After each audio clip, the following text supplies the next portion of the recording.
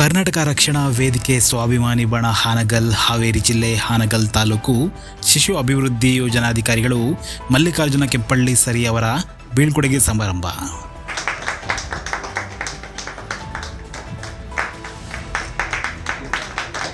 ನಮಸ್ಕಾರ ವೀಕ್ಷಕರೇ.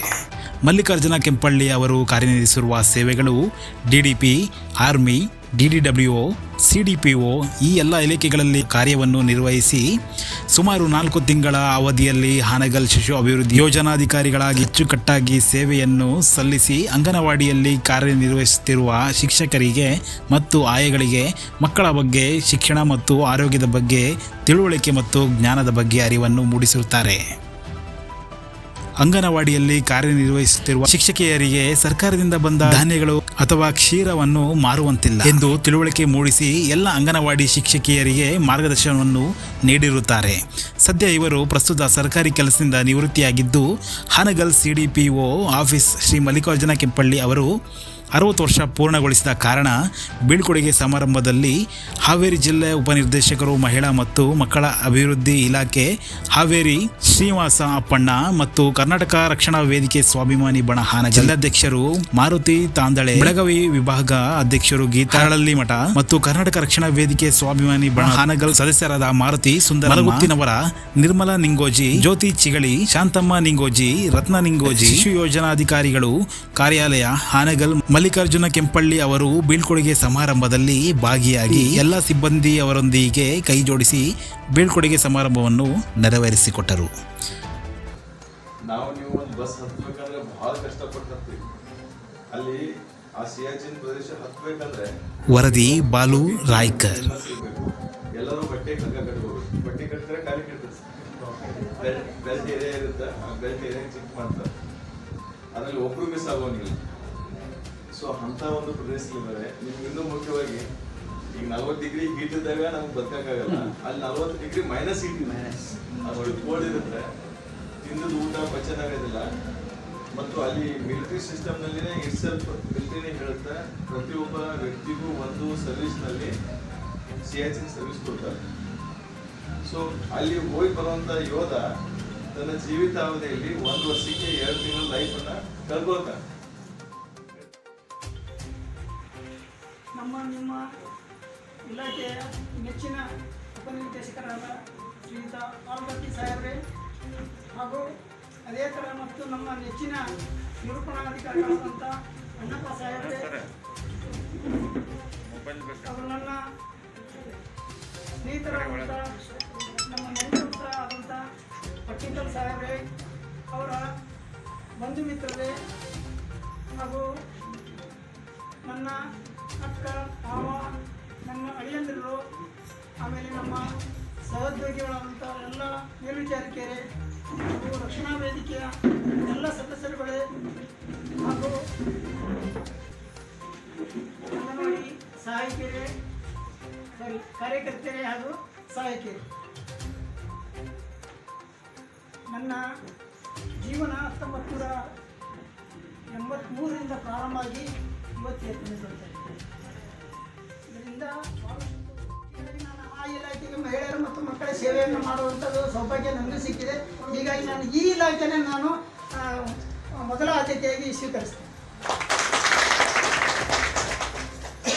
ಸೈನಿಕ ವೃತ್ತಿಯಲ್ಲಿನ ತಮ್ಮ ಜೀವನದ ಅನಿಸಿಕೆ ಮತ್ತು ಸೈನಿಕ ವೃತ್ತಿಯಲ್ಲಿನ ನಿಮಗೆ ಇಷ್ಟವಾದ ಸ್ನೇಹಿತರುಗಳ ಹೆಸರುಗಳು? ಅದರಲ್ಲಿ ಬಹಳಷ್ಟು ಜನ ಇದ್ದಾರೆ, ಅವ್ರು ನನ್ನ ಜೊತೆ ಇಲ್ಲ. ಒಂದು ಮರಾಠಿಯಲ್ಲಿ ಒಂದು ದಗಡು ಕೋಣಿಕೆ ಅಂತ ಇದ್ದಾರೆ, ದಗಡು ಕೋಣಿಕೆ ಅಂತ. ಅವ್ರ ಥರನೇ ನನ್ನ ಭಾಳ ಆತ್ಮೀಯ ಸ್ನೇಹಿತರು ಇದ್ದರು. ದಗಡು ಪಾಟೀಲ್ ಅಂತ ಹೇಳಿ, ಅವರು ಕೊಲ್ಲಾಪುರ ಜಿಲ್ಲಾ ಕನ್ನಡ ತಾಲೂಕಿನವರವರು. ಹೀಗಾಗಿ ಅವರು ನನ್ನ ಅಚ್ಚುಮೆಚ್ಚಿನ ಕಾಮಿಡಿಯನ್ನು. ಹೀಗಾಗಿ ನಾನು ಅವರನ್ನು ಭಾಳ ಇಷ್ಟಪಡ್ತಾ ಇದ್ದೆ. ಅವರು ನಾವಿಬ್ಬರು ಸೇರಿದರೆ ಈಗ ಮರಾಠಿ ಒಳಗೆ ಕಾಳುಬಾಳ ಅಂತಂದು ತಮಾಷೆ ಇರ್ತಿದ್ವಿ. ಹಾಗಾಗಿ ನಮ್ಮನ್ನು ಇಬ್ಬರು ಎಲ್ಲಿ ಸೇರಿದ್ರು ನಾವು ಎಲ್ಲರೂ ಭಾಳಷ್ಟು ಜನರನ್ನು ನಡೆಸ್ತಾ ಇದ್ವಿ. ಈಗ ನನ್ನ ಬಗ್ಗೆ ಕೇಳಬೇಕಂತಂದರೆ ನಮ್ಮ ಈ ಹಿಂದಿನ ಒಂದು ಸೇವೆ ಮಾಡ್ತಾ ಇದ್ದೇನೆ, ಜಿಲ್ಲಾ ವಿಕಲಚೇತನ ಕಲ್ಯಾಣಾಧಿಕಾರಿ ಆಗಿದ್ದೆ. ಅಲ್ಲಿದ್ದಾಗಲೇ ಆ ಸ್ಟಾಫ್ನವರು ನನ್ನನ್ನು ಎಲ್ಲಿ ನೋಡಿದ್ರು ನಮ್ಮ ಸರ್ ಬಂದ್ರಂತೂ ಭಾಳಷ್ಟು ನಗ್ನಗ್ನತಾ ಇರ್ತಾರೆ. ಇಲ್ಲಿ ನಾವು ಭಾಳಷ್ಟು ಜನ ನಗಿಸಿಲ್ಲ ನಾವು. ಇಲ್ಲೊಂದು ಸ್ವಲ್ಪ ಅವ್ರಿಗೆ ದುಃಖನ ಕೊಟ್ಟಿದ್ದೇನೆ ಅನಿಸ್ತದೆ. ಹೀಗಾಗಿ ನನ್ನ ಮೊದಲ ಸ್ನೇಹಿತ ದಗಡು ಪಾಟೀಲ್, ಆದ ನಂತರ ನಮ್ಮ ಸ್ನೇಹಿತ ಭರತ್ ಸಾರ್ಥಿ ಅಂತಲೇ ಹೇಳ್ತೀನಿ. ಇನ್ನಷ್ಟು ಜನ ಇದ್ದಾರೆ, ಅವರು ನೆನೆಸ್ಕೊಂಡ್ರೆ ಭಾಳ. ಆಮೇಲೆ ತಾಯಿಯಾಗಿ ನನಗೆ ಎಲ್ಲ ರೀತಿಯಿಂದನೂ ನನ್ನ ಹಿಂದೆ ಅವರು ಇದ್ದಾರೆ. ಅವರಿಂದನೇ ನಮ್ಗೆ ಇಷ್ಟಲ್ಲ ಅಂತಂದರೆ